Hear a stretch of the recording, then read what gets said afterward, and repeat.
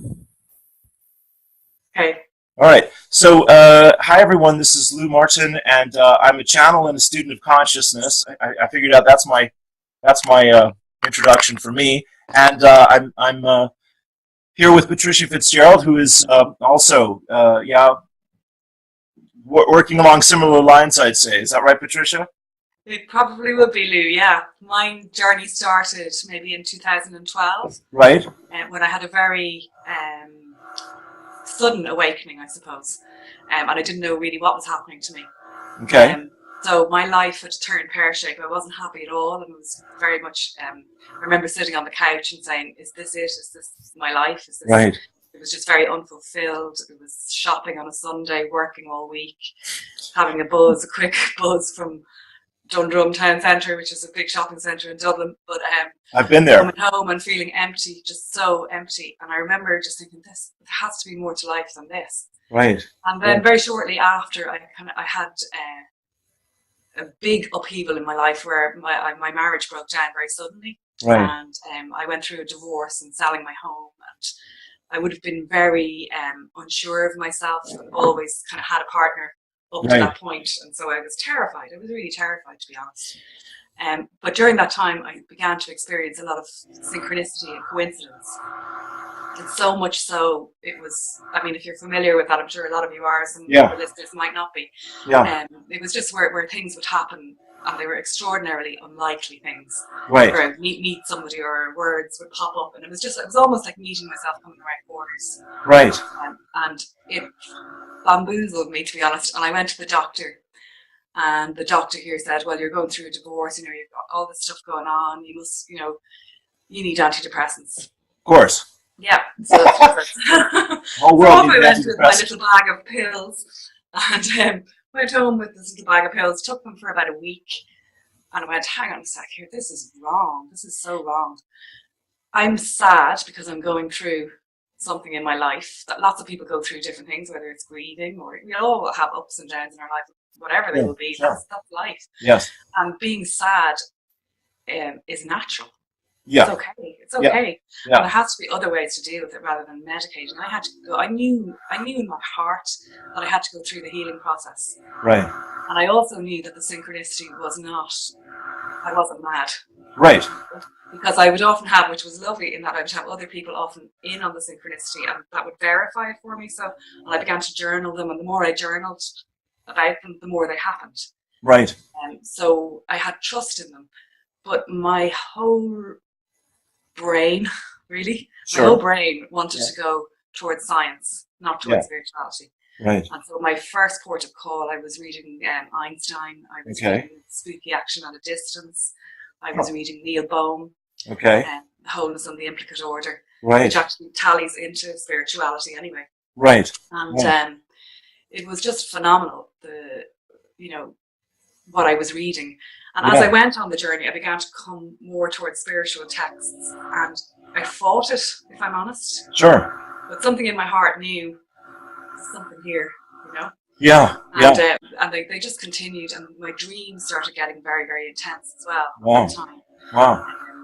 And so I began to open up more Right. to, Right. to spiritualism, and I went to Malta with my daughter. Okay. And it was the first time I had travelled probably alone. Rebecca was about 7, and Okay. I had this irrational fear, I suppose, that something would happen to me over there and that she'd be left there and I was on my own, and because I Right. didn't have a partner. All these, irrational fears. So I'm Sure. walking around Dublin all the time, like on Sure. my own with my Sure. daughter. Anything could happen anytime, Sure. It's just that our minds go. Right. Right. So I went over to Malta anyway, and I bit the bullet and went over. And Rebecca, we were walking down the seafront of Valletta, and she saw a wire mandala, and she kept asking me. She said, "Mum, Mum, Mum, Mum, can I get it? Can I get it? Can I get it? Can I get it?" I said, "Oh, okay, here's a fiver, go get it." And during the time I had been reading about synchronicity and coincidence, I'd obviously come across the work of Carl Jung and Yeah. Wolfgang Pauli, the Yeah. psychologists. Hadn't come across any of Jung's mandala work at all in my studies. But so I bought the wire mandala, and I found I kept picking it up and playing with it. It was a wire you twist it to represent planets. Okay. So I kept picking it up and playing with it, and I was writing fiction at the time. Oh. And I decided I would have the character play with this wire mandala because it was just something that I could play with myself. So Right. it's natural that you bring those things in. Right. And so I Googled mandala, and of course Carl Jung came up as one of the first hits on Google. Right. And I went, oh wow, here we go. The master, the man of synchronicity himself. Yeah. And here I am. Right. Having this massive whopper of synchronicity Right. with him. The universe is starting to wave at you. Yeah, starting to just Yeah. And so I drew the first one in my little journal over in Malta. Mm-hmm. And then I came home, I just loved doing it, you know, it was just so calming. Initially, that's what it was for me, it was calming. I didn't know any of the philosophy behind them. I continued on, that was probably June that year. My divorce and my house sale literally happened within 2 weeks of each other in November, so that was obviously a lot of stuff. I was doing all that on my own. Oh, sure. And so I just did them every night, and I would turn off the TV, Wow. I would sit down, I'd light a candle, and I would just engage with this art form, and it was so peaceful. And it felt like there was more engagement, but it was like there's a net, like a safety net holding you. Yes. It's very hard to explain without actually engaging in the process. Yes. But it's something it was so beneficial that the worry fell away. And I have to say, I have probably one of the most amicable divorces known to man. We get on really well. Congratulations. Which is brilliant, you know. And I do put it down. I put a lot of it down to the fact that I was doing this work. Right. Something in my heart, even though I knew nothing about them, told me to meditate with them. Yeah. So when I would finish a piece, I would sit down and I would just gaze at it with a candle. It was profound. It was just profound, but I didn't know. And it was only after the divorce, maybe in the beginning of 2013, that I began to research it. And I went, oh my God, thank God, there's other people in the world doing this. Yeah. I had no idea. So I had tapped into something very archetypal, something very basic, something that's a real truth. That's intrinsic to all of us. Yes. And it helped me so much. And the more I engaged, I continued on. I got rid of the TV. Actually, the TV went out the door. Right. Good. With the husband, he got the TV. Another good decision. Yeah. But I just do this every night, and I've continued to do it. And the more it's taken me, it's expansion of consciousness. It's taken me on this huge journey that's way up and above and beyond anything I'd ever expected to happen. Brilliant. Well done. I mean, that's a huge achievement. It's just what you've shared so far. You know, I mean, can I just say, you know, in my channeling, my guides say peace is the presence of infinite possibilities. Yeah. And so if we can come to peace, then we can navigate any storm. But that's the challenge. Absolutely. You found that great way into your unconscious and into yourself. Yeah. Beautiful. Yeah. Great. So where has it evolved for you from there? I know you've been working on this for years. You have many beautiful mandalas and a beautiful book. Yeah, I have a beautiful book, and actually, funnily speaking, this is the book here. Gorgeous. And I know you're down in Bandon, aren't you? Yeah. Bandon's in West Cork, and I'm in Dublin. Right. Okay? Yeah. This book was printed by the Collins Press. Okay, the Collins Press are down in Ballincollig in West Cork. Yeah. So, right down the road. When I received the book, the first copy of it, I opened up the back and I saw that it's actually printed in Malta. Really? Isn't that cool? I mean, really? Sure. Yes. So so that book came out. It's in all major bookstores in Ireland and on Amazon, and it's a colouring book essentially. Yeah. But it's also a journal. It's about journaling your journey, your ups and downs through any particular thing, whether it's a good thing or a bad thing. It doesn't matter. Any journey in life. Right. You know, it could be your divorce, it could be an illness, it could be your engagement, it could be the good things and the bad things. And when you do this, you can see, you know, the ups and the downs. And life is a bell curve. It's mathematical. It's that way. It's like it goes this way always. Yeah. There's laws, you know. Yeah. And it just means that you can go back and you can look at the good times that you had. You can see, well, what was I doing then? What way was I being in the world? What were my thoughts? And what's changed? And how can I get myself back into the energy of the upcycle? So it becomes much easier. The curves aren't so much like this. That's right. That's right. Yeah. Exactly. And that's where we do have control. We don't have control over things that happen in the world necessarily, or things that the people do, but we do have control about how we react. That's right. Right. I suppose the work is so intricate when you're dealing with mandalas. They're generally circular and very intricate. So these are all hand drawn. Right. These are all your mandalas. They are, yeah. Yeah, I mean, With all your hands. skill as an artist is truly extraordinary and breathtaking. It really is. Yeah. Oh, I thank mean, you. I say to everyone, Patricia, she has museum quality art. You know, it's just absolutely first rate. Oh, thank you. You're very welcome. Yeah. Um, but when you are colouring them, because they are so intricate, and they're mathematical and yet creative, so you're Right. using both sides of the brain. So Exactly. you're balancing the brain, so Yeah. the left and the right hemispheres, and Yeah. activating the pineal gland. Right. And your thoughts will be your inner, that inner voice that goes. Most of us are Sure. all day. It's Yeah. going. This critic. The monkey mind, we like to say. Yeah, the monkey mind is Yeah. going. So you're kind of giving the monkey a banana. Good one. Work, right? Hey, see, I'll set you up and you can I have see the it. That's perfect. Yes. Yeah, you give the monkey a banana, Right. and then you can kind of get in touch with what's really going on in here. And as you become aware of the thought processes that you're having, you Right. can shine the light of awareness on them and then begin to heal them and become your own best friend. This book is all about self-compassion. And, I don't know, particularly in Ireland, probably you were taught self-love was like an absolute no-no. Right. I was brought up Catholic, and so was Catholic schools. It was that's egotistical and da. Right. Not in an egotistical way. This is self-compassion, about being kind to yourself. Yes. Being Yes. your own best friend, speaking nicely to you. If you have the thoughts that are going on in your head, if you go outside the line or something happens in the drawing that you don't like, that you weren't planning. Yeah. Yeah. How do you speak to yourself? How do you react? And would you, if the person beside you did it, would you speak to them the same way as you're speaking to yourself? Sure. Sure. Or can you be your own friend? Exactly. Exactly. Yeah. Yes. So if I understand you, that was beautiful. Your mandala coloring book there, which is so beautifully done, it gives you a sacred space every day to work on whatever is happening with you. And you know what, Lou? It's so important. Everybody, the world, the culture is very much focused on the physical, right, material, right. And we're all out in the world. We're doing this, and we're busy. We've lists. People aren't giving themselves the time to just tune out and just sit down. It's such a gift to yourself to sit down, whatever your practice is. It could be going for a run, it could be colouring the mandalas, it could be doing meditation, whatever your thing is. You find that thing and give yourself that space. You give yourself and everybody around you a gift, because you become more centered, you become more present, you become just so much more grounded. Exactly. And you find things attractive. It's like law of attraction as well. The more you do that, the more you center yourself, the more everything opens up for you. Absolutely. It's phenomenal. Absolutely. So you see in the inner work that you do every day with the mandalas, your outer world starts to reflect that, and you're in a much more receptive and grounded space. Hugely. Yeah. And I also am aware when a trigger does happen, I'm aware that it is a trigger. And I can do the work on it. I go, okay, this is a gift. Or when fear hits, like I've just recently left my job. I've been a librarian for 27 years. So that was a big leap of faith. I'm terrified. Woo-hoo.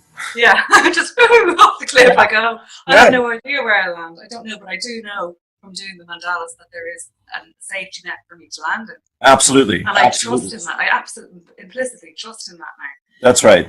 But I do have moments of terror. Sometimes I've been at work, say the last couple of weeks, and people say, "I take your pension." Oh God, what have you done? What about the pension? Right. And then I can feel the fear starting to rise. And then I say to myself, okay, whose fear is this? Is this mine or is it somebody else's? And I start to clear, and I would do a lot of chakra clearing and that way. Yeah. And I go, when is the first time I ever felt like this? Really tracing it back, the beads of where this fear stems from. Right. And not taking on other people's fear. Right. Say, thank you, they mean well. It's not done in any kind of malice at all. But that we do have control about what we take on. And actually myself and my ex-husband, Connor, I don't want to call him my ex. Connor, when we were getting divorced, we actually sat down together and we had that conversation. And, when you say you're getting divorced, somebody feels the need to tell you a horror story. It's like when you're pregnant, you get the horror stories. You haven't been pregnant, Lou. Everybody tells you their birth experiences. But it's like, okay, we sat down and we said to each other, okay, people are going to tell us stories, and they're going to tell us, oh, she's going to do this and he's going to do that, and all this nonsense. And we said we'll just kind of shut the conversation off nicely and say, thank you very much, change the subject, move on, we'll talk to each other. We kept that communication open. Right. And we were very respectful about that, about not saying anything bad about each other to anybody else. And Yeah. it wasn't anybody else's Yeah. deal. And Yeah. that was really, really helpful. And I find with doing the mandalas, that kind of, I think that was a part of it, you know? Sure. Yeah. Yeah. Well, my guides say, peace of mind is the greatest resource of a spiritual practice, as you're saying so beautifully. Yeah. Because as you say, we can't control everything. But when we do have a test or a challenge or a crisis, you now have the practice within yourself, as you said, to go back inside and to clear that energetically. So many tools to go back inside and to help ourselves. And even, you know, the fear pops up, like I was going to say, I got sidetracked there. Yeah. Just like my job and that. Yeah. And when the fear pops up, I kind of view it as, like Abraham Hicks would say, it's like a GPS.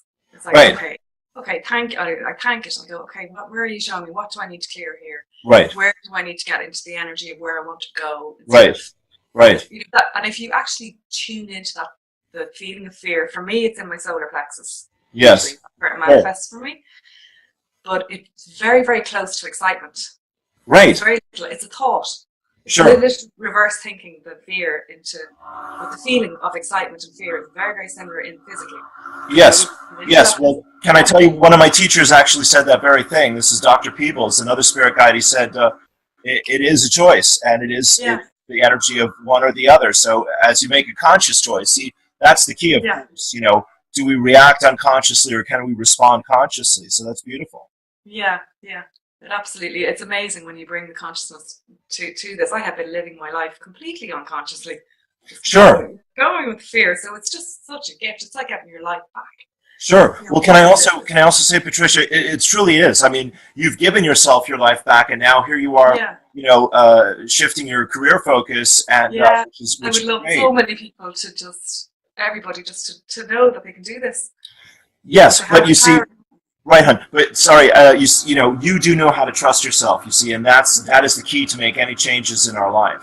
If we can't trust ourselves or we don't trust ourselves, then of course, everything is just we're locked into the external. But when you have that inner practice, then you can navigate it. As you're saying, it's wonderful.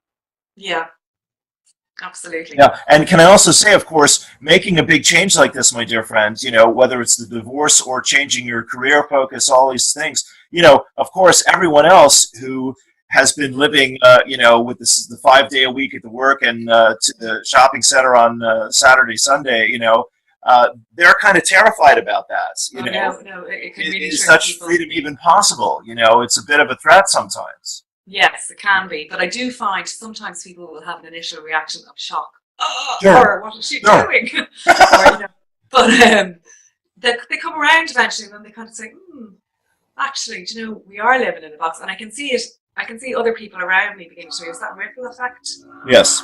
Yes. Other people, pursuing their art and pursuing their dreams, because we all come here with something very, very sacred and some of us are lucky enough to find it, and we all have. I firmly believe everybody has an innate magic inside. Yes, a gift. A gift, magic, and it's yours, and it'll be different for every single person, and it might seem wacky to some people.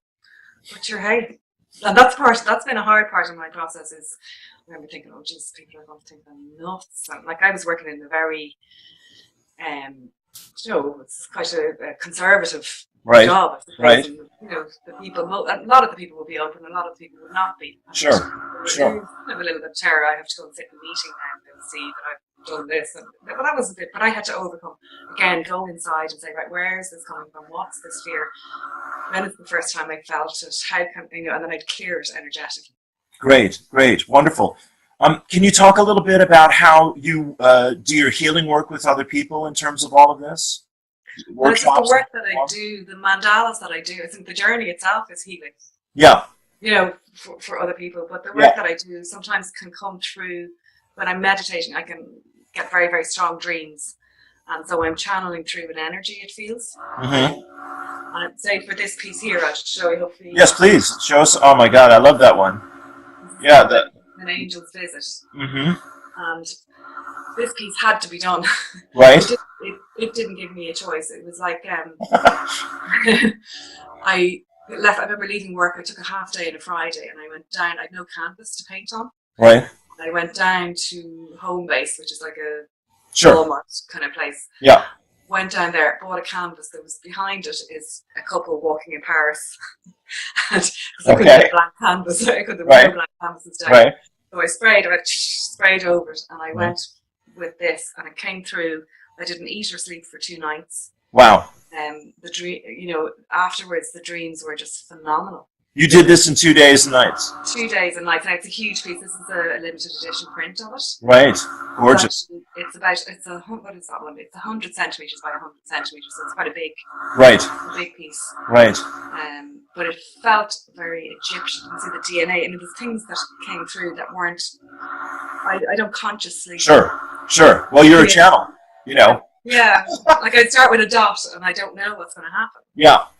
And then, it's very Egyptian, I feel, and I have a very big connection with Egypt. But when I don't know whether it's the couple in Paris underneath.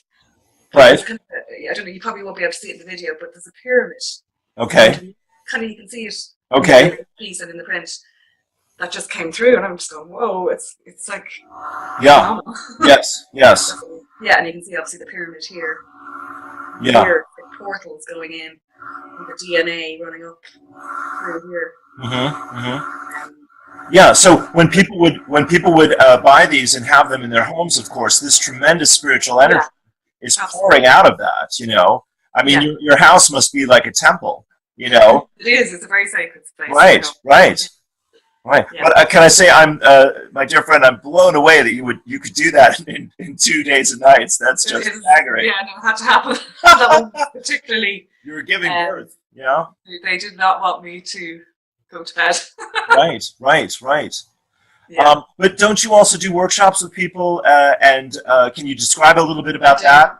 I do day-long workshops, so I've been doing them and hoping now to do them more around Ireland and hopefully abroad as well. Yes. So the day-long workshop involves, I talk about mandalas and the process and the philosophy behind them. There's massive philosophy in this. I mean, I could do a degree on this. Well, you might just, it's phenomenal. The more you go into it, the more information is there, and I'm blown away by it. The ancients and you, and just. It's phenomenal. So I talk a bit about that. So we do a presentation on that. And then we do meditation. So it's quite a deep meditation about what you are going to achieve in your day, what you want to release. Right. What you want to give gratitude for. It can be either or, Yes. And then I guide you on the journey of creating your own mandala. Right. So we have the compasses, and I'll guide you just making the very the beginnings of the basic shape, and releasing that fear of doing it.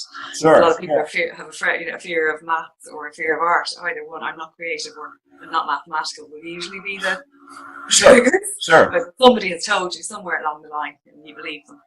Right. Right. And so we do that, and it's just phenomenal just seeing people open up. To the process. And I do put on, I think it was a very quiet process, I put on the music very loud actually.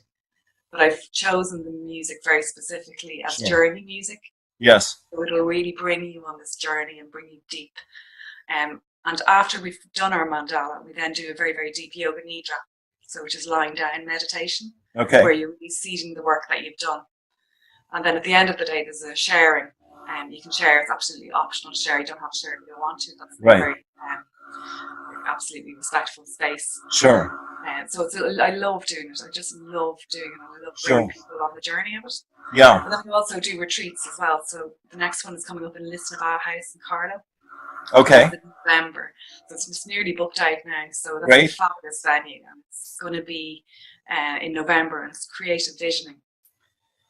Which is, we're going to give gratitude for everything in 2017, and then bringing the energy into 2018, what we want to achieve. I think there's great power in gratitude. Sure. The attitude of gratitude, just bring it in.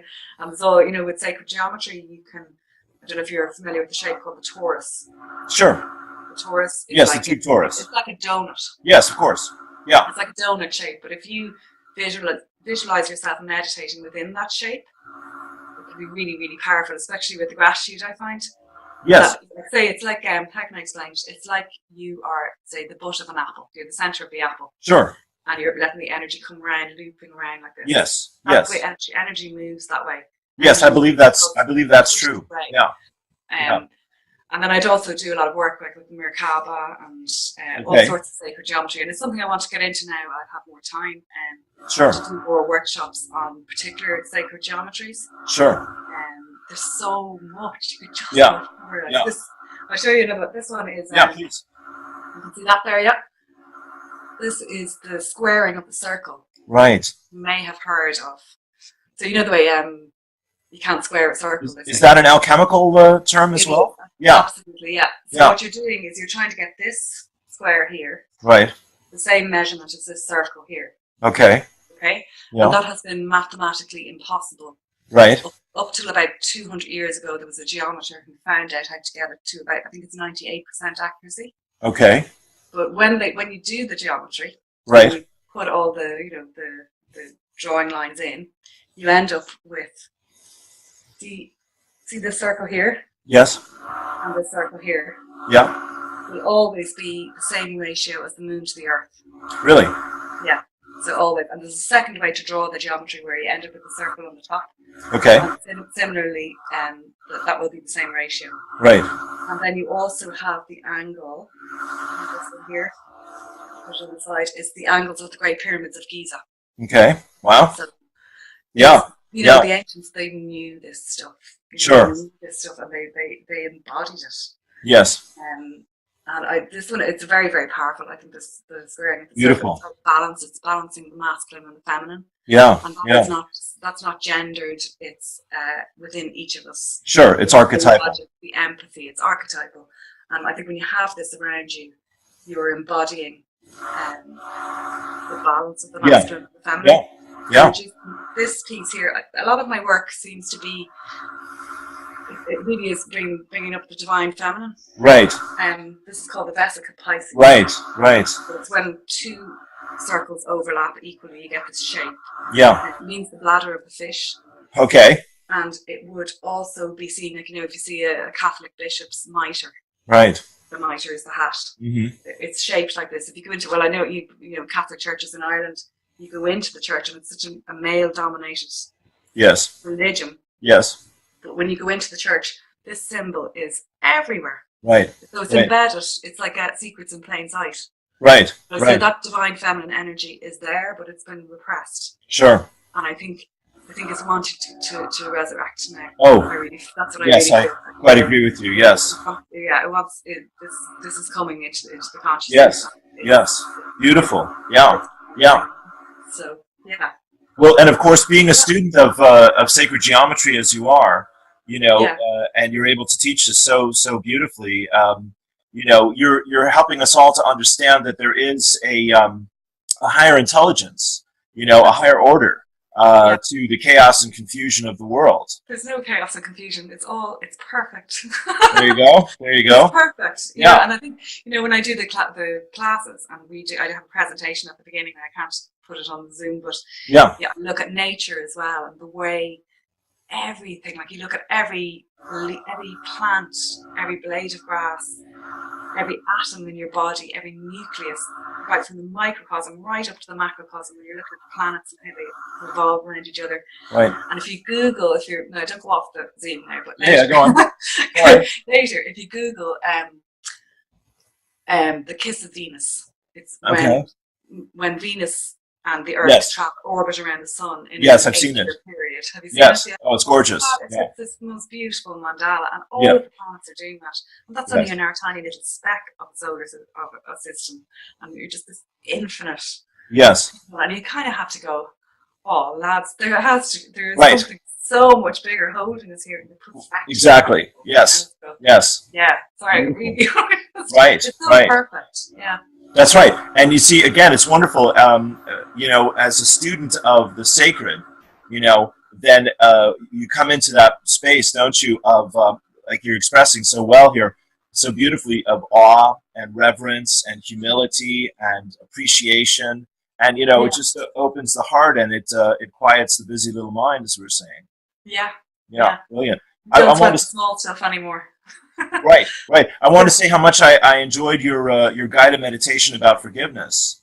Oh, thank you. Yeah, you're welcome. That you used your mandala to have us go into that energy and work with the energy of forgiveness in the vibration of the mandala. That was extremely powerful. I went right out of my body listening to that.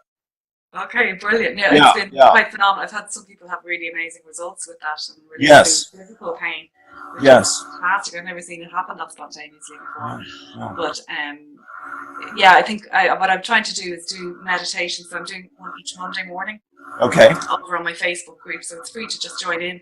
okay. And what I do is I take you, we did this one last week. Right, I yes. take you literally into the piece. Yes, that's my current favorite, I have to say. Yeah, this is called Kala Chakra for the goddess. Right. So it's like it's based on Tibetan. the Kala Chakra mandala that the Buddhist monks Yes. created with sand. Yes. So usually you would create them out of sand and then it's swept up. Yes, and I've seen that. Represents the impermanence of all things and non-attachment. Yes.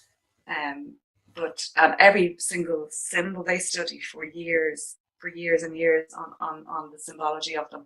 Right. Every single symbol has meaning. Yeah. And for me, when I was doing this, it was interesting. I was halfway through it, and I got this really strange kind of trigger, I suppose. I was saying it's too feminine. It's too feminine. And what am I doing geometry? This is a man's world. I shouldn't be doing this. Okay. This just came up for me. I was going, and then Yeah. I was going, will I change the colours? And people will think I'm mad. And all this stuff came up for me while I was creating this. Sure. And I went, no. I know Right. it's this feminine Yes. energy that wants to come through it, and so Sure. I let it happen. And Good. yeah, it is one of my favourite pieces. Yeah. Yeah. The wheels of time are in it, and it's like looking down into a palace. If you look, it's probably a bit blurred on the screen, but No, it's very clear. Yeah. is it clear? Yeah. If you're looking into it, you could either be looking down a tunnel, Right. or if you change your perspective, you could be on the top of a pyramid. Right. Right. Exactly. But you can't hold those two perspectives at the same time. Right. Right. Yes. Okay. And just in the same way, you can't hold a positive and a negative thought at the same time. Right. And Absolutely. like Abraham Hicks, Esther says, you have to stop or move your thoughts to something else, and then Yes. so you have that moment of the shift, the pause, Yes. the little break, the little moment that you give yourself. And I suppose having the practices like meditation gives you, or doing mandalas, whatever your thing is, gives you that pause to be able to be conscious and to be consciously able to change perspective. Yes, that's right. And all of this geometry, you can say, like the mathematicians, like Pythagoras and all these mathematicians that we studied so dryly, may I say, at school. Right. Well, particularly in Ireland, I think that probably in the East they will learn a little bit more philosophy of mathematics. But for us, it was just, this is a theorem. Yeah. Yeah. Learn it. Yeah. But they were philosophers, first and foremost. Right. Right. And there's so much that we could learn, but unfortunately it's been dropped from the education system in the West anyway. Sure. But I do think it's really important for people to kind of look behind number and the pattern and the symmetry. We love, our brains love the pattern and the symmetry behind it. And Sure, really sure. Of all of that. Yeah. And it's a fundamental truth. It doesn't change across time and space. Right. I mean, how ancient are mandalas themselves? Yeah, they're ancient. They're archetypal. They don't belong to anybody. Right. They are truths. Yes. They're there. And I love on my Facebook page, it's grown phenomenally. It's been amazing. There's nearly 13,000 people. Great. And there's people from, there's a lot of the Kabbalah, the Jewish Kabbalah will use mandala. Mm-hmm. Then you have Islamic. So these two cross-purpose, supposedly, religions. Seemingly. Yes. Seeming. Yes. All about words. The words is where it all goes wrong. Right. And then you have Christian, Buddhist, Hindu, Shinto, all of these, and atheist, all of these people coming together. Right. In a truth. Right. Because there's no, you can't argue with this stuff. It's the only truth that stays truth over time and space. And I think one of it was Yogananda said, to engage with only the truth. But sure. I can't come across anything else that stays, that's truthful. Well, I think of that's beautiful. I think of the line, I adore Yogananda. I think of the line, I can't remember who said it, but beauty is truth and truth beauty. Yeah. And like you're saying, the beauty of these great works, pull us into that space inside of ourselves where, again, we're in awe and we're in reverence and appreciation, and the heart opens up. Absolutely. And I think what you're engaging with this fundamental truth, and each number has an energy.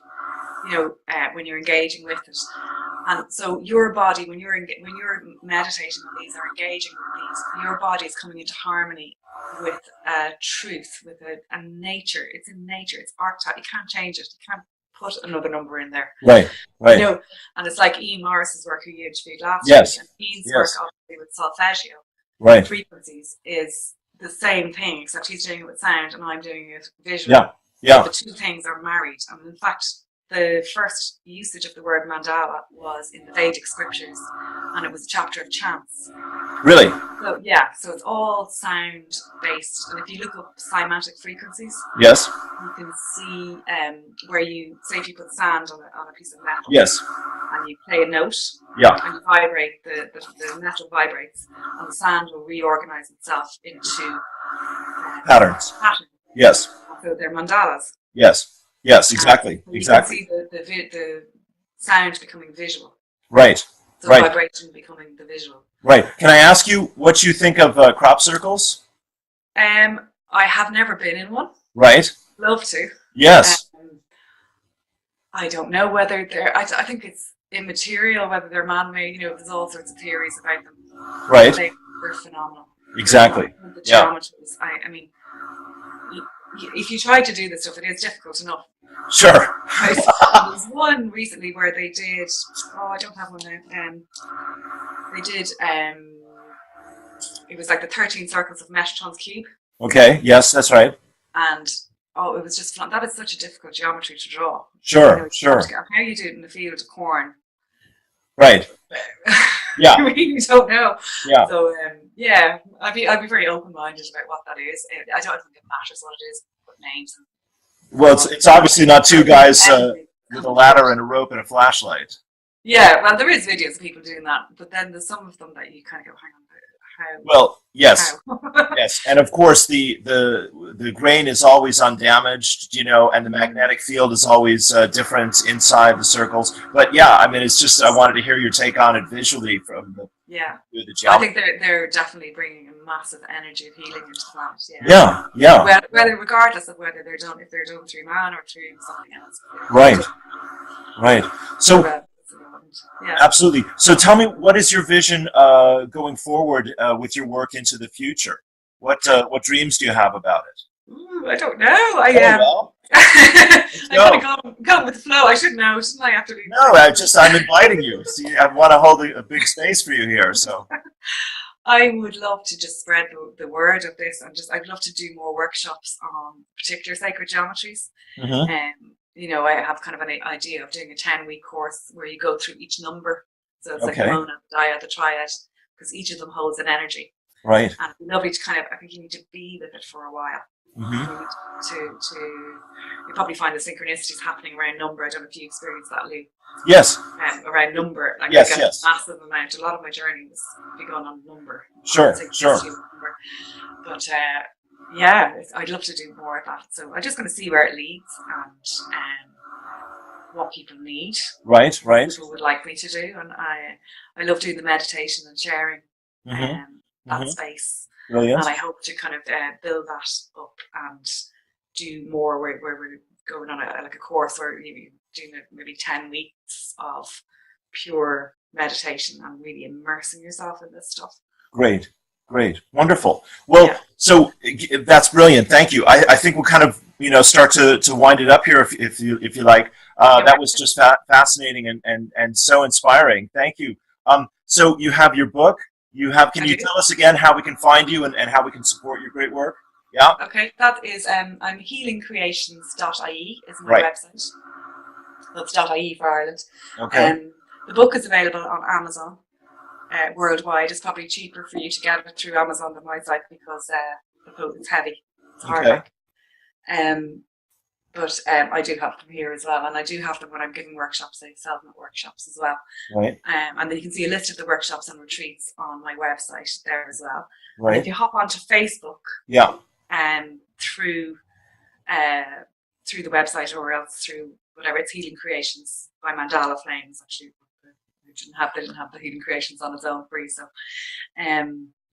Beautiful. so, and I'm very active on that. And I love sharing kind of lots of different things like nature and the universe and all sorts of different things. So it's science, it's spirituality, it's the meld. I really believe in kind of melding of those two traditions. And I think it's time that they're coming together. They're not diametrically opposed. They're one and the same. Right. And then I have the meditation group. So that's on Monday mornings, and it's a live Facebook Live. But I do record them, and I edit them down afterwards and put them on my YouTube channel as well. If you're not on Facebook, find that through your Facebook page. Yeah. That? Okay. Yeah. All right. And that's what we're going to be working on this mandala on Monday. All right. Beautiful. So this is the Ascension. It's called Ascension. Wow. Love it. And that was another very powerful one for me to create. So it feels like a lotus flower here. So like your rising up. Some people who are experiencing maybe an obstacle in their lives at the moment. Sure. They want to rise. You have the choice. It's like a lotus has to rise through the muck and the wire. Which is a beautiful flower that it is. Right on. You have to rise through a challenge. Many challenges in life. Sure. Well, sweetheart, you're a natural teacher. I just have to be loving you over here with all my heart because you're just amazing. And we're all very lucky to have you. And I'm so delighted we got to do this together today. Thank you so much. Thanks so much, Lou. It was such a pleasure. So my great delight. So love and light, we'll talk soon. And we did it, yeah? We did. Okay.